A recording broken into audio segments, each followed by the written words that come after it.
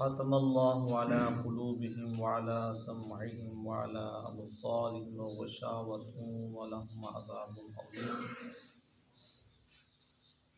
मोहर कर दी अल्लाह ताला ऊपर दिल इनके और ऊपर कानों इनके और ऊपर आँखों इनके, पर्दा और लिए इनकी सज़ा बड़ी। अल्लाह ताला ने इनके दिलों पर और कानों पर मोहर कर दी और इनकी आँखों में घटा टोप और इनके लिए बड़ा अजाब है। इस आयत का पहली आयत से ये ताल्लुक़ है कि पहले इन कुफ़ार की सिफ़ात व हालात का ज़िक्र हुआ था और अब इसकी वजह बयान हुई कि इनमें ये सिफ़ात क्यों पैदा हुई हैं। पहले बताया ना कि इन्नल्लज़ीना कफ़रू सवाउन अलैहिम अअन्ज़रतहुम अम लम तुनज़िरहुम ला युमिनून। इन्हें डराओ या ना डराओ, ये ईमान लाने वाले नहीं हैं। अब बताया जा रहा है ईमान लाने वाले क्यों नहीं हैं, क्या वजह है, क्या रीज़न है। यह पहली आयत में इन कुफ़ार की सिफ़ात का ज़िक्र था और इसमें इनके अंजाम था। दूसरा यूँ समझ लें कि पहले उनके सिफ़ात व करतूत का, अब ये बताया जा रहा है कि इनका रिज़ल्ट क्या होगा। यह पहली आयत में इनकी बीमारी का ज़िक्र हुआ और इसमें इस बीमारी की वजह का तज़किरा हुआ। ये भी किस्म की बीमारी है ना, ईमान ना लाना। बीमारी का मूजब क्या बना, बीमारी आई क्यों, किस सबब और वजह से। अच्छा, यह पहले बीमारी का ज़िक्र था और अब इसके नतीजे का, बीमारी का एक रिज़ल्ट भी निकलता है ना, बीमार का आखिर इसका कोई रिज़ल्ट होता है ना तकलीफ़ का। लिहाजा ये आयत पहली आयत की या तो वजह है या इसका अंजाम है। यानी ये आयत पहली आयत की या वजह बयान कर रही है या उसका अंजाम है। अंजाम क्या है, यानी उनके दिलों में, उनके कानों में और उनके आँखों में पर्दा डाल दिया गया। ख़तमल्लाह, ख़त्म के माने ही छुपाना है और मजबूत करना और इंतहा को पहुँचना। एक छुपाना, दूसरा मजबूत करना, तीसरा इंतहा को पहुँचना। मोहर लगाने को ख़त्म इस वास्ते कहते हैं कि इसकी वजह से अंदर की चीज़ लोगों की निगाहों से छुपा दी जाती है। होती आम ही है। जब उसको बोतल में या डब्बे में पैक करते हैं, ऊपर जब मोहर लगा देते हैं तो उसको कोई नहीं खोलता सिवाय उस मकसूद के। यानी वो चीज़ छुप जाती है, छुपा दी जाती है। मसलन किस शख्स ने किसी चीज़ का पार्सल किया तो इसको थैले में भर कर इस पर लाख वगैरह की मोहर लगा दी। लाख से मुराद ये होता है कि बग़ैर चाबी के नहीं खुलता, जिससे कि कोई इसको रास्ते में खोल न सके। यहाँ ख़त्म से मुराद मोहर लगाना है और दिल पर मोहर लगाने से ये मतलब है कि इनकी सरकशी इस हद तक पहुँच गई कि वो कुफ्र और गुनाहों को अच्छा समझने लगे। दिल पर मोहर क्यों लगाई? एक बंदा तो गुनाह करता है, पहले तो ना गुनाह नहीं करता, गुनाह करता है तो उस पर पछताता है, रोता है। ये गुनाह भी करते थे और गुनाह को अच्छा समझते थे और ईमान व इताअत को बुरा और काफिर सरदारों की तरह रग़बत और अम्बिया अलैहिमुस्सलाम और औलिया किराम से बेरग़बती करने लगे। मतलब गुनाह को अच्छा समझते थे, ईमान और इताअत की तरफ इनका दिल इनको बुरा समझता था और उनके जो गुरु गंटाल थे, काफरों के सरदार, उनको ये अच्छा समझते थे और जो सीधे रास्ते के पेशवा थे अम्बिया व औलिया, उनकी तरफ इनकी कोई रग़बती न थी, बल्कि वे रग़बत थे और उनको माज़अल्लाह बुरा भला समझते थे। अब इनके दिलों का हाल ऐसा हो गया कि ना इनसे कुफ्र निकल सकता है और ना इन तक हक जा सकता है। ठीक है जनाब। इन्हीं अब इनकी दिल की कंडीशन ये हो गई है कि ना ही ईमान जा सकता है ना ही कुफर इनके बाहर निकल सकता है।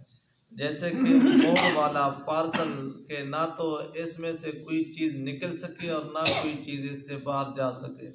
जब मोर लगा दी जाती है ना ही हम कोई नई चीज़ उसमें डाल सकते हैं ना ही इनसे चीज़ कोई अंदर वाली निकाल सकते हैं। कुरान करीम ने इस हालत को यहाँ ख़त्म से बयान फरमाया, इसी हालत को दूसरी जगह तबा से बयान फरमाया। कहीं यहाँ यानी कि इस हालत को ख़त्म, कहीं इसकी तबीयत जैसे फतुबिआ अला कुलूबिहिम सूरत मुनाफिकून जिसके माने है छापना। तीसरी जगह इस हालत को इग़फ़ाल फरमाया जैसे अग़फ़लना क़ल्बहु सूरत अल-कहफ़ शरीफ में जिसके माने गाफिल करना।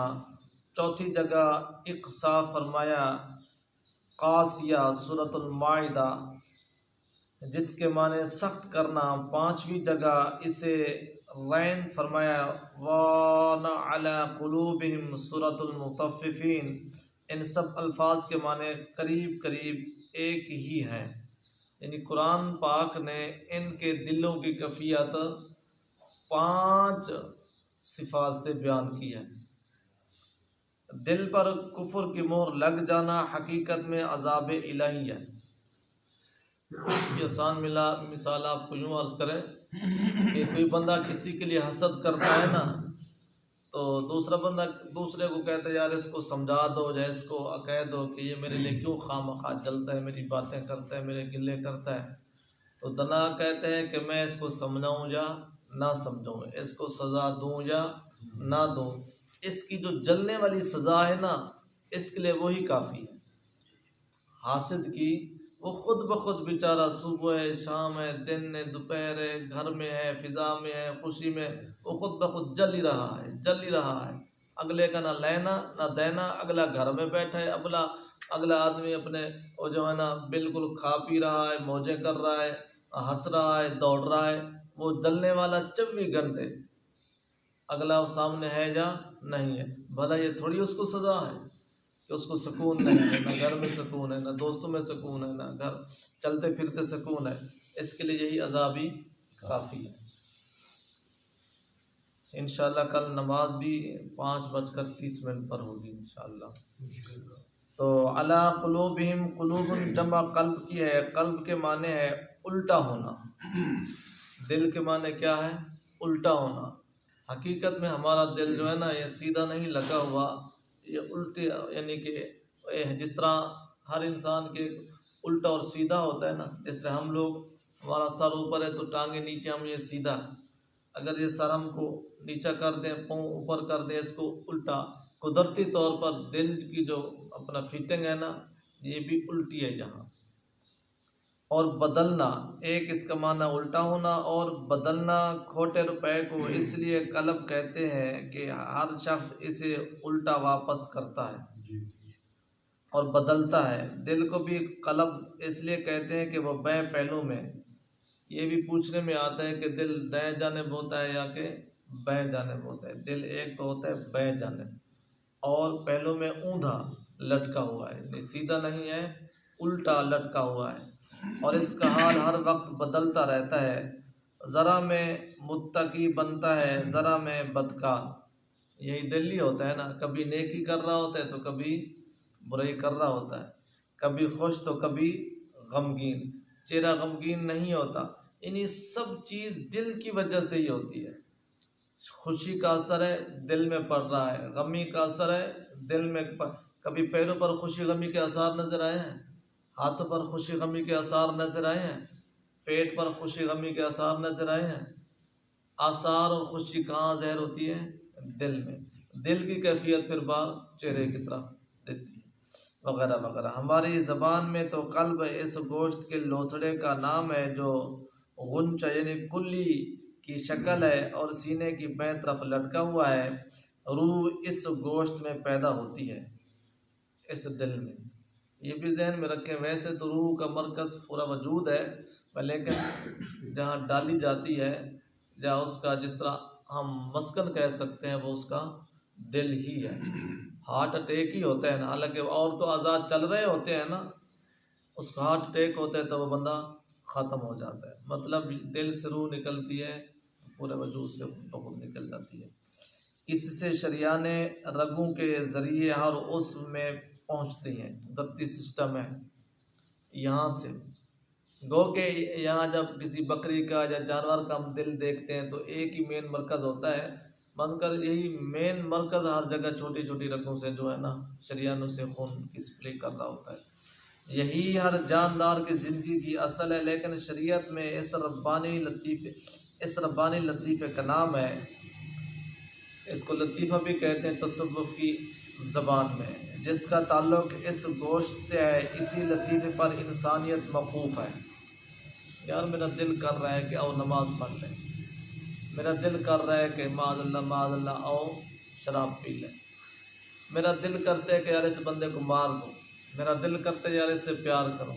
मतलब पूरी इंसानियत इसी पर डिपेंड, और इसी से रब तआला की फर्मा बरदारी और शरीयत की पाबंदी होती है। कुरान करीम में क़ल्ब के अक्सर यही माने मुराद होते हैं। जिस तरह के इस गोश्त के साथ जान कायम है, इसी तरह इस लतीफ़े के साथ ईमान कायम है। दिल के साथ वजूद कायम है और इसके साथ ईमान कायम है। इस पर इल्हाम इलाही होता है, दिमाग पर नहीं होता, पैरों पर नहीं होता, पीठ पर नहीं होता। इल्हाम इलाही दिल पर होता है, और यही लतीफ़ा दलीलों से नतीजा मालूम करता है। दिल ही फैसला करता है ना, ये काम कर, ये ना कर, ये बंदा अच्छा है, ये बंदा बुरा है, ये काम, ये बात अच्छी है, ये बुरी है। इसको कुरान करीम ने कहीं कल्ब कहा, जैसे लिमन कान लहू कल्बुन, सूरत क़ाफ शरीफ आयत नंबर 37, और कहीं नफ्स फरमाया, जैसे व नफ्सिन वमा सव्वाहा सूरत शम्स मुबारका, और कहीं रूह, जैसे कुलिर रूह मिन अम्रि रब्बी सूरत बनी इसराइल मुबारका, तफसीर असीसी। इसको मौलाना जामी अलैहि रहमत फरमाते हैं, नेस ई पैकर मखरूती ए दिल, बल्कि हस्त ई कफ़स तूती ए दिल, गर तो तूती जे कफ़स ना शनासी, बाखुदा नास ना ई ना शनासी। यानी ये गुंचे की शक्ल वाला दिल नहीं है, बल्कि ये तोती दिल का पिंजरा है।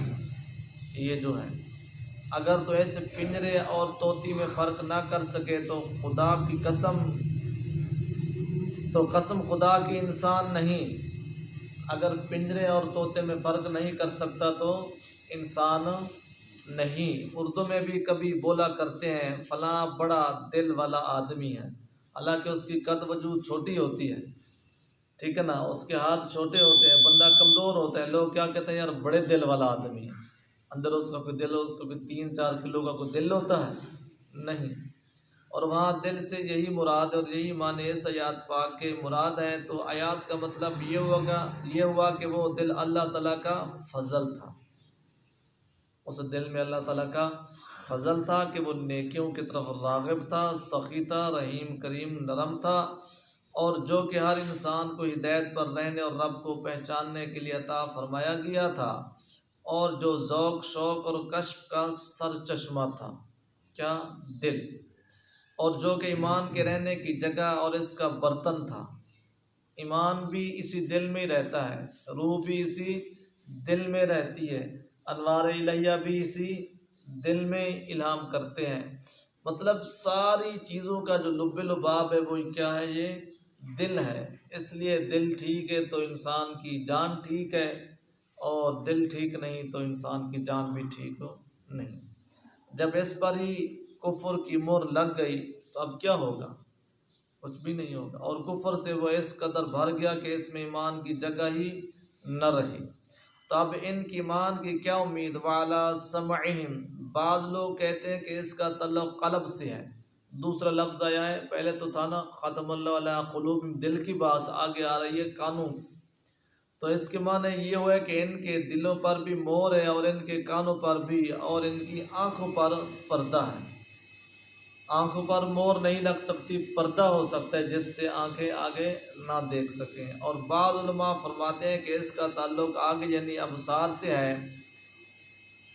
तो आयात के माने ये हुआ कि इनके दिलों पर तो अल्लाह ताला ने मोहर लगा दी और इनके कानों पर और आँखों पर पर्दे हैं। दिल पर मोहर है और कानों और आँखों पर क्या है।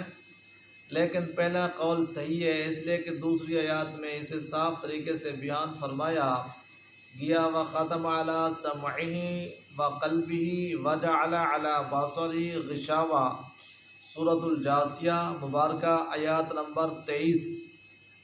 इस आयात में साफ साफ फरमा दिया कि दो चीज़ों पर मोहर है, दिल और कान, और पर्दा फ़कत आँखों पर, यानी कानों में और दिल में मोहर है, आँखों में क्या है, पर्दा है। इसकी कुरान पाक ने ख़ुद ही तशरीफ़ फरमा दी है।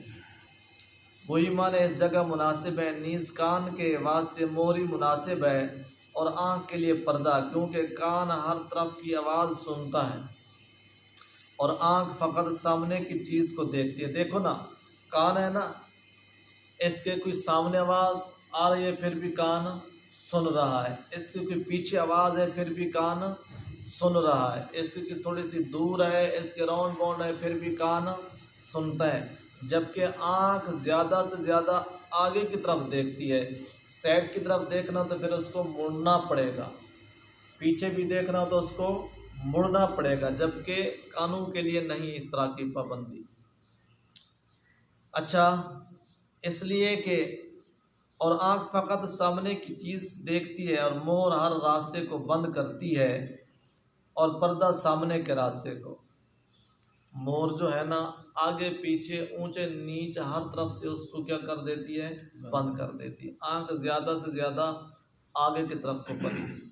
इसलिए कान और दिल पर मोहर लायक और आँख पर पर्दा मुनासिब।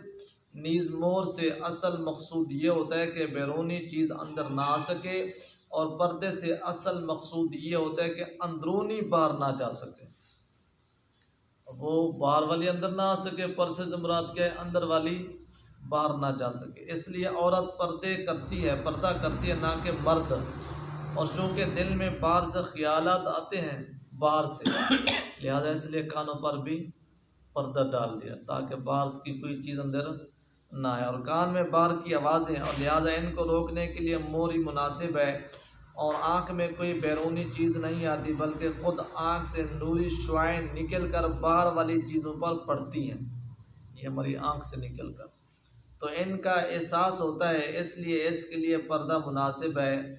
इस जगह अला को दोबारा लाया गया ताकि मालूम हो कि कानों पर दिल के अलावा अलहदा मुस्तकिल मोहर लगी है। मतलब इनकी मोहर अलहदा है और कानों की मोहर अलहदा है। ये नहीं हुआ कि फ़कत दिल पर तो मोहर हो और इसके सबब कान बेकार हो, नहीं नहीं नहीं, इन दोनों की अलहदा अलहदा मोहर है। समा के माने सुनने के हैं, इसकी डिटेल इंशाअल्लाह हम कल पढ़ेंगे। अल्लाह ताला हम सबको अमल की तौफीक अता फरमाए।